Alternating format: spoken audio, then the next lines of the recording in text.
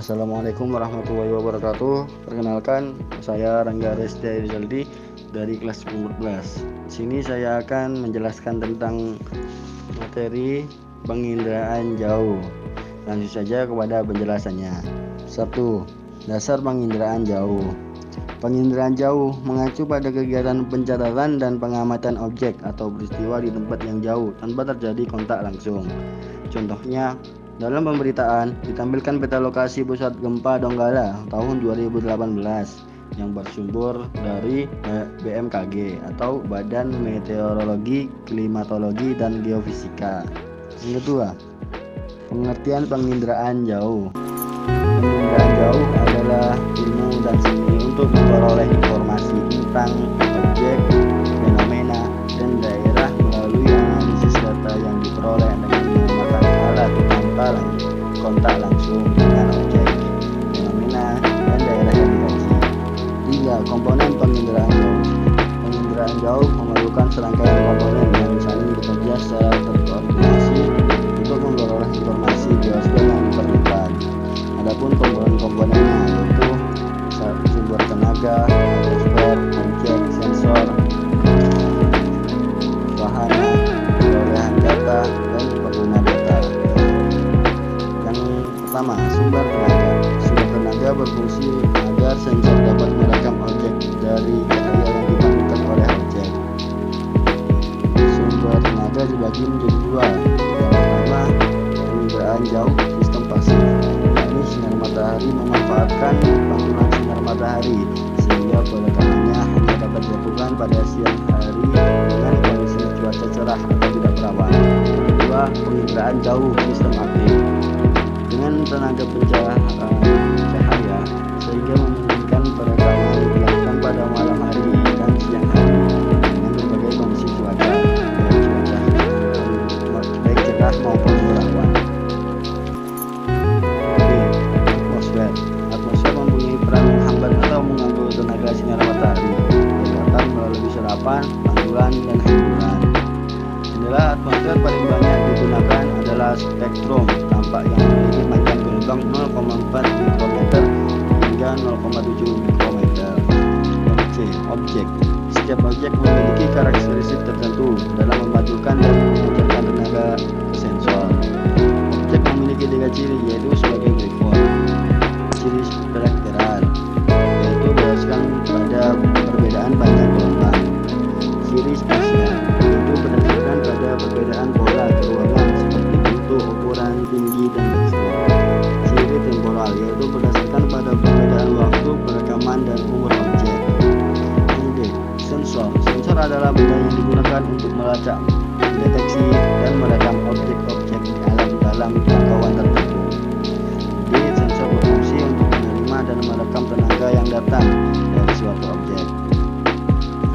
Sensor dibagi menjadi dua, yaitu sensor fotografik dan sensor elektronik. Yang pertama, sensor fotografik.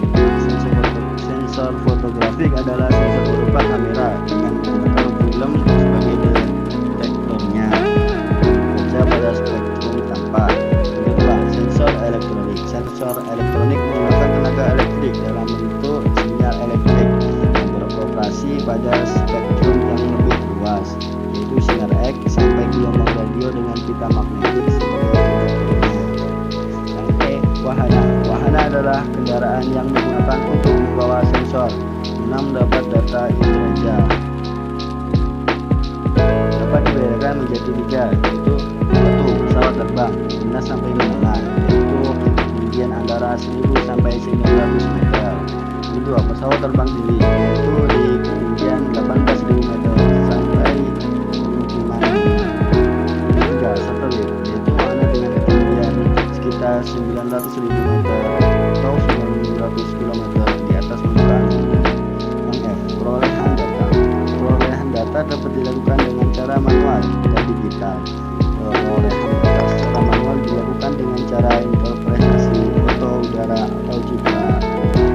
G. Pengguna data. Tingkat keberhasilan dari penerapan sistem penginderaan jauh ditentukan oleh pengguna data.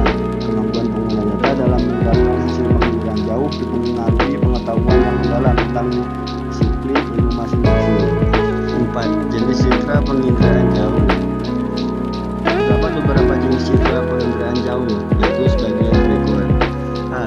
foto. Citra foto berupa potret objek di permukaan bumi. Ada 4 jenis citra foto, yakni sebagai berikut. 1. Foto prakromatik atau foto udara konvensional yang merekam seluruh spektrum cahaya. 2. Foto ortokromatik merekam spektrum yang didominasi warna biru dan sebagian hijau. 3. Foto ultraviolet merekam spektrum ultraviolet. Umumnya foto ini digunakan mendeteksi tumpahan minyak laut karena lapisan minyak akan memantulkan radiasi matahari. 4. Foto inframerah merekam spektrum inframerah jarak dekat. Adapun wahana yang digunakan untuk menghasilkan citra foto diantaranya pesawat, balon udara, dan drone. Yang kedua, B. Citra non foto. Citra non foto adalah hasil penginderaan jauh yang tidak menggunakan sensor kamera, tetapi sumber sensor gelombang elektromagnetik dan wahana. Jenis citra non foto berdasarkan sumber terdiri dari citra tunggal dan citra multispektral. Citra tunggal dibuat dengan sensor tunggal. Citra multispektral dibuat dengan saluran gamma atau saluran sempit. Jenis citra non foto berdasarkan gelombang elektromagnetik terbagi menjadi citra inframerah termal, citra radar, dan citra gelombang mikro. Citra inframerah termal adalah citra yang dibuat berdasarkan perbedaan suhu objek dan daya pancar pada citra. Citra radar dan citra gelombang mikro adalah citra yang diperoleh dengan spektrum gelombang mikro. Jenis citra non foto berdasarkan wahana yang digunakan dibagi menjadi citra dirgantara dan citra satelit. Citra dirgantara adalah citra yang dibuat dengan wahana yang beroperasi di udara, contohnya pesawat. Citra satelit adalah citra yang dibuat dari antariksa atau angkasa luar. Berdasarkan penggunaannya yaitu sebagai berikut. Citra satelit untuk penginderaan planet seperti citra satelit Viking milik Amerika Serikat. Citra satelit untuk penginderaan jauh, penginderaan cuaca seperti NOAA milik Amerika Serikat. Citra satelit untuk penginderaan sumber daya bumi seperti citra Landsat milik Amerika Serikat. Citra satelit untuk penginderaan laut seperti milik SEASAT milik Amerika Serikat. 5. Interpretasi citra penginderaan jauh. Citra penginderaan jauh yang telah dihasilkan kemudian diolah dan dianalisis untuk menghasilkan informasi dari objek atau fenomena yang ada. Maksud untuk mengidentifikasi objek dan menilai arti pentingnya objek tersebut. Interpretasi citra penginderaan jauh dilakukan melalui tahapan deteksi, identifikasi, dan analisis. Adapun alat bantu yang digunakan untuk interpretasi foto udara atau citra penginderaan jauh adalah stereoskop. Ada beberapa unsur yang perlu diperhatikan dalam mengamati kenampakan objek dalam foto udara atau citra penginderaan jauh, yaitu bentuk, ukuran, warna, dan warna, tekstur, bayangan, pola, sequence, dan asosiasi. Bentuk atau gambar yang terdapat di dalam foto udara atau citra merupakan konfigurasi atau kerangka suatu objek. B.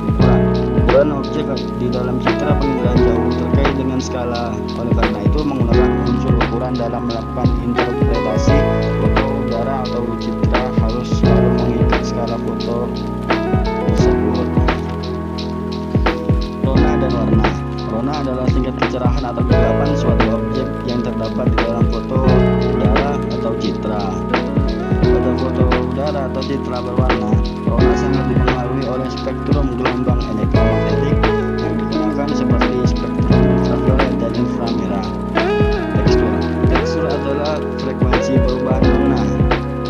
Tekstur objek dalam citra dibedakan menjadi kasar, halus, dan sedang. Bayangan objek dalam citra atau foto udara dapat menjelaskan arah mata angin karena arah mata angin dipengaruhi oleh datangnya sinar matahari.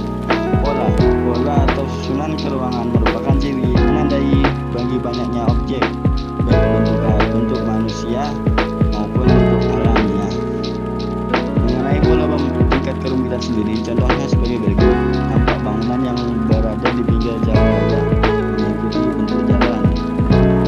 Objek berkebunan karet, kelapa sawit, dan kopi dapat dibedakan dengan objek hutan atau vegetasi lain melihat pola tanam yang teratur. Situs mengacu pada letak suatu objek terhadap objek lain di sekitarnya. Situs bukan termasuk ciri objek secara langsung, melainkan berhubungan dengan lingkungan di sekitarnya. Contohnya objek stadion lapangan, objek sawah milik situs pendatang.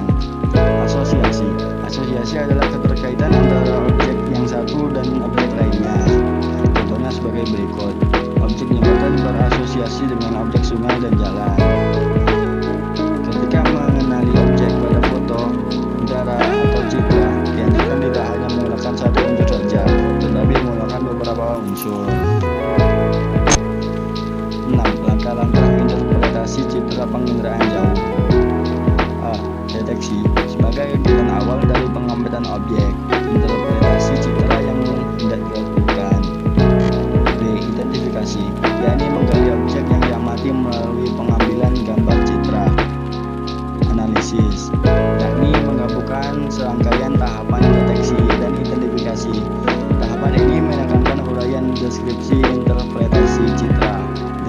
Deduksi, untuk menarik simpulan. Penarikan simpulan tidak dapat dilakukan sekali, perlu pengamatan berulang-ulang, identifikasi yang terperinci, dan analisis yang baik agar tahap deduksi dapat mempresentasikan interpretasi citra yang baik. 7. Manfaat penginderaan jauh.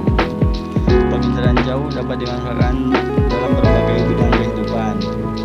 1. Bidang kelautan. Citra penginderaan jauh yang biasa digunakan untuk penelitian di bidang kelautan antara lain siasat dan MOSS. Citra penginderaan jauh di bidang kelautan dimanfaatkan untuk pengamatan sifat fisik air, pengamatan pasang surut air laut. 2. Bidang klimatologi. Bidang klimatologi berhubungan dengan iklim dan cuaca. Biasanya peneliti menggunakan citra NOAA, meteor, atau GMS untuk mengamati fenomena iklim dan cuacanya. Contohnya mengamati kondisi cuaca di suatu wilayah. 3. Di bidang sumber daya alam dan lingkungan. Citra penginderaan jauh yang digunakan untuk menganalisis sumber daya alam dan lingkungan antara lain Landsat, Soyuz, dan Spots. Manfaat penginderaan jauh di bidang sumber daya alam dan lingkungan untuk membantu dalam pemetaan penggunaan lahan, mendeteksi lahan kritis, dan perencanaan pembangunan wilayah. Sekian penjelasan dari saya, kurang lebihnya saya mohon maaf. Terima kasih. Wassalamualaikum warahmatullahi wabarakatuh.